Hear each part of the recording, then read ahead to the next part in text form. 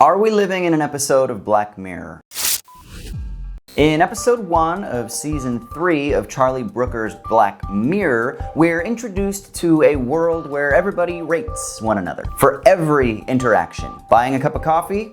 Rate 'em. Gonna try to purchase some tickets for travel? Rate 'em.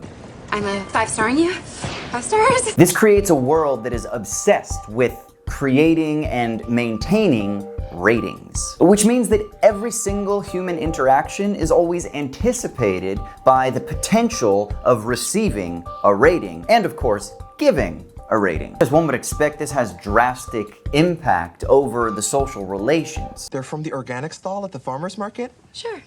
Okay.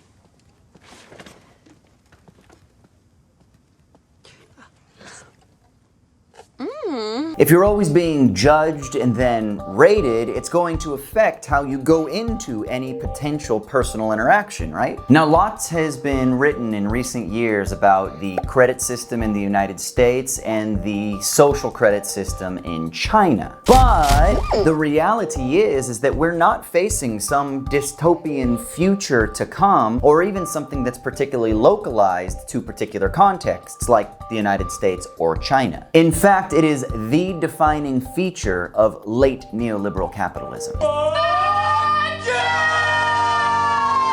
This video is going to be the first of a 3-part series on the work of Michel Feher. Michel's book, Rated Agency, changes, it modifies how we typically understand late neoliberalism. Feher addresses this shifting logic at 3 different levels: the individual, the corporate, and the national. This video is going to start at the level of the individual. Okay, so Feher begins with the idea of human capital. Human capital was an idea popularized by economist Gary Becker amongst many other Chicago schoolboys and those who were influenced by the Chicago School of Economics. Essentially, human capital refers to the attributes that one can acquire, one can then hopefully perfect in order to better be able to sell one's labor on the market. This can be education, job training, specialized skill, even personality attributes, etc., etc. Think about whatever might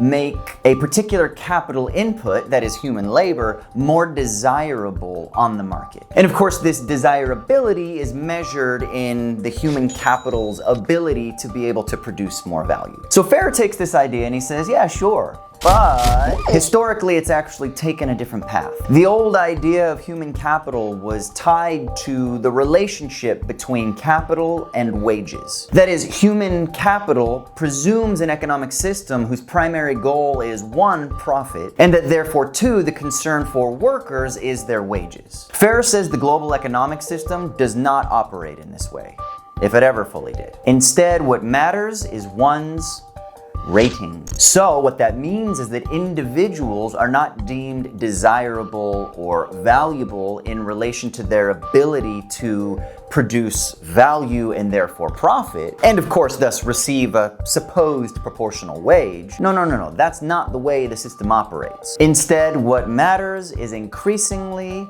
our ability to court investment. Hooray! People are paying attention to me! Now, how this works at the individual and subjective level is that we are all portfolio managers. So what's a portfolio manager?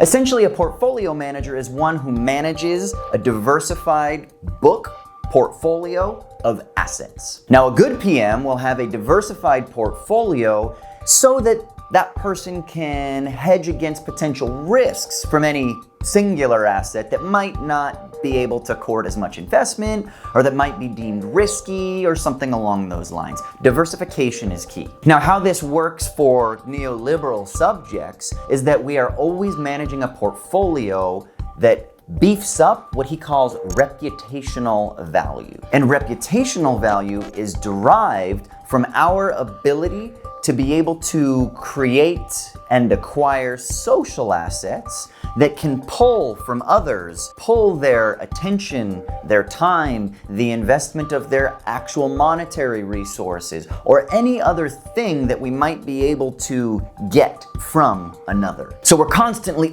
optimizing to try to get people to invest their time, their attention, their emotion, whatever. By way of example, a neoliberal portfolio manager will carefully cultivate an Instagram profile to try to court engaged followers, engaged being the key here. Might also try to build out a really clever LinkedIn profile filled with job training, job history, education history, maybe some quick little anecdotes, whatever, to try to present oneself as hireable or desirable within a professional field. Maybe building out a happy and healthy Twitter and Facebook profile, maintaining a good credit score, keeping up a positive social reputation among peers and family, friends, etc. And this portfolio of assets is constantly managed and optimized. Relationships must always be mended so as to not burn bridges. Debts must be paid so as to not lose credit score points. One must keep calm and share relevant information so as to maintain an image of professionalism and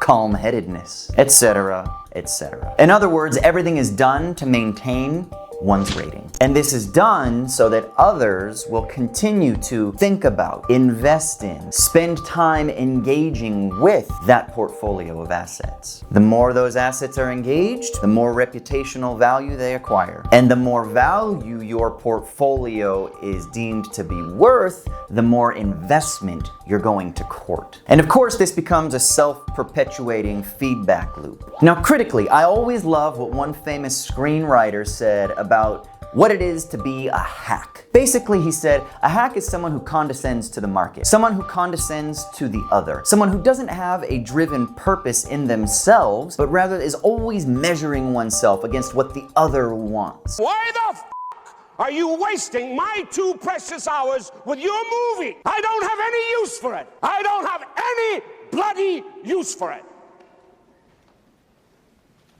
Okay, thanks. In this sense, we might say that basically what Feher is arguing is that neoliberal subjects are all hacks. And of course, the issue is that the system rewards being a hack. So we keep being hacky in order to find our footing in the world, because the world is driven by the logic of being a hack, and you get rewarded for being hacky. However, there is a positive side to this for Feher. Feher does argue that there are positive ways that we can construct reputational value from within this new trend. Namely, that we can invest in those forms of social assets that are not tied to an exploitative economic and oppressive political system. He looks at current social movements like Black Lives Matter, for instance, as showing us how investment in these types of new flows of cultural and social value can teach us how new flows of investment might be able to operate. So essentially, if we can invest our time